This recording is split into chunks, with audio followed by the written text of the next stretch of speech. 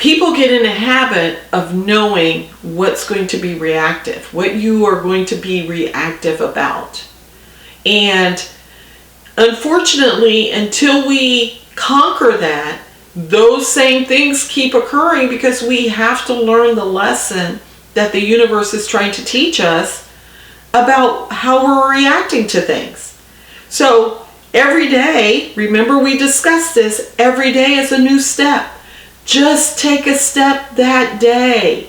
So if something happens that day that you feel like, oh my gosh, I can't believe this person did this, you have to make the purpose to say, they don't have to ask me for forgiveness. They don't have to say I'm sorry. I release it. I resolve to relinquish their behavior. I resolve to release others.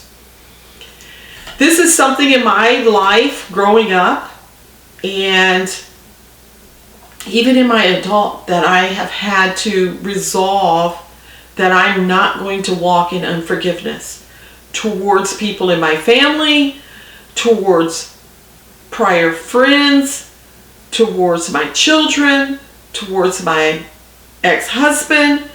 I've made a decision that I've released them from what I felt I was due.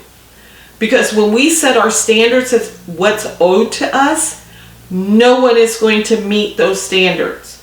What is owed to us is some mythical payment that we have in our brain that we feel because we was kind, nice, paid something, treated somebody better than we treat ourselves, which remember we discussed we don't treat people better than we treat ourselves.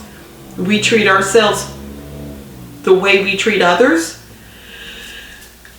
Because we have that, we feel like they're indebted to us. The only person that is indebted to us is us. The only person that can help us is us. So when we start to being in the point where we're like, oh my gosh, I don't want to be around this person, because let me just tell you guys something. We have done the same thing to others, and we have been a stumbling block to others because they're walking in unforgiveness because we forgot to say, I'm sorry. I'm sorry without a comma. I'm sorry without semicolon. It's not I'm sorry, but this is the reason why I did it. No, that's not I'm sorry. I'm sorry is, I'm sorry that I offended you. That was never my intent. You can put it in your own words, but just don't put a comma, a semicolon. Don't justify why you did what you did. Don't justify why you said what you said. The but takes away I'm sorry. If you say I'm sorry but, you've eliminated the word I'm sorry, the two words. And that person is going to be in unforgiveness because you've just been their stumbling block. So say I'm sorry. It's okay. I literally in the car, when I get in the lane of somebody, I throw my hand up and say, oh, I'm sorry. Do they hear me say that? No. But when they see my hand go up, they know I'm throwing up my hand to say, I'm sorry I cut you off. In the store, if I go in the store and the people are cleaning up an area and I mess it up, I guess what I say? I'm sorry.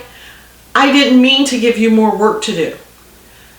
It's okay to say I'm sorry. If we would just do that, we would be unstuck and able to take steps so fast, so quick, that people would say, oh my gosh, I've seen such a change in you.